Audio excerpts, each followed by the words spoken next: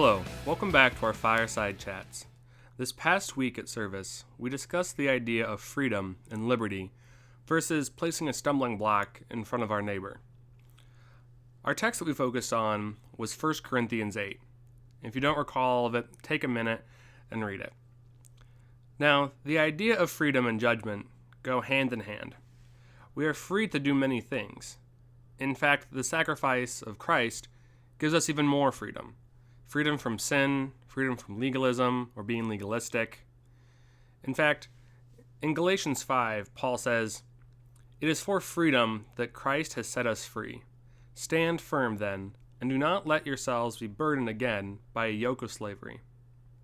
Later in the same chapter, he warns us, as we discussed on Sunday, a possible abuse of freedom to cause ill or others to stumble. He writes, "You, my brothers and sisters, were called to be free, but do not use your freedom to indulge the flesh.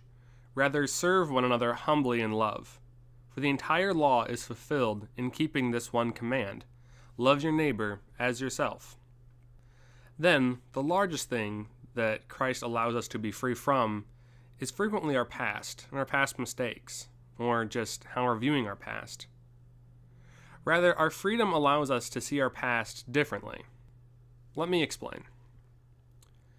Where judgment comes into play is when we see what we or others are doing as good or bad.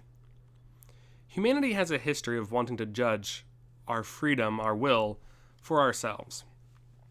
Take, for example, in the Garden of Eden.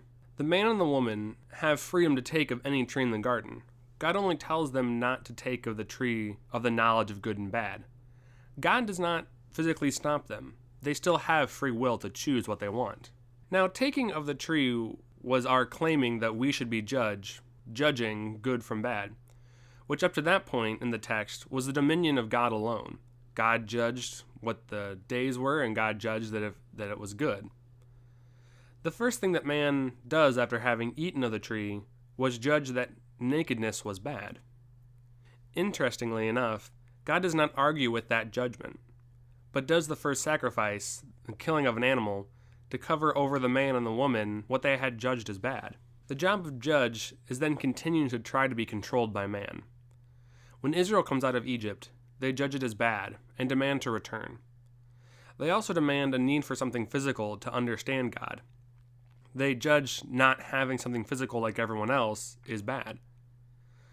But God allows the Ark of the Covenant, and he allows them in this judgment. But at the same time, God gives them laws on what to judge as good and bad. Moses, having to govern the people, first gets recommended from his father-in-law, Jethro, to have judges over the people. God confirms this with Moses, and so for a time, the people are content with judges. Eventually, they want a king. They see the other nations and judge what they have as good. That is, they judge the king as good.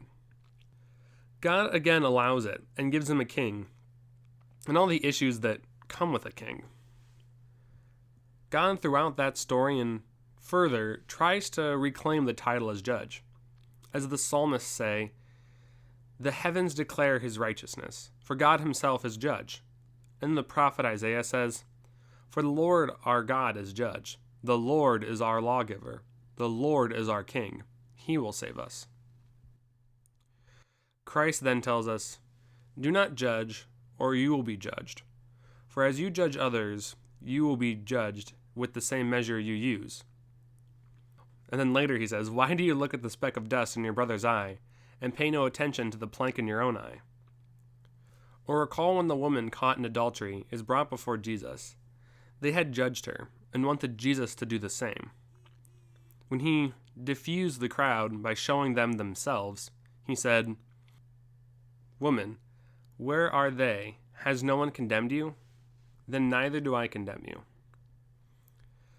Christ does not even take that job of judge, but still gives it to God.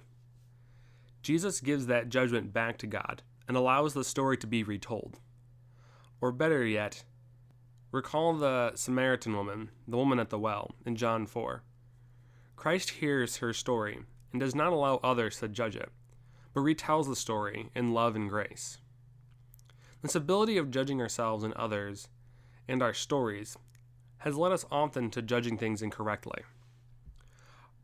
Our view of our story shapes our world. When we take the job of judge and judge our own story, we can limit ourselves and sometimes limit God.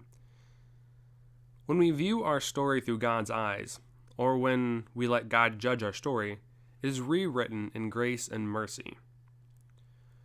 From a God that wants us to thrive and grow. The law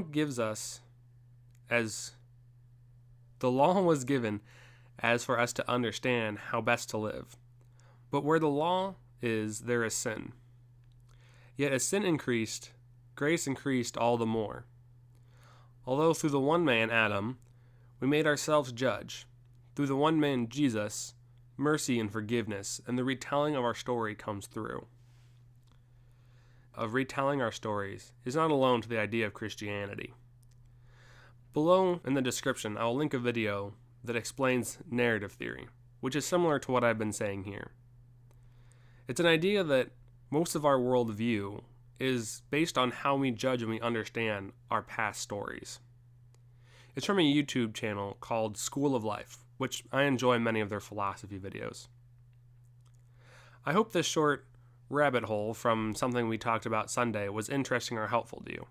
I hope to see you all Sunday at 10 at Fireside Church.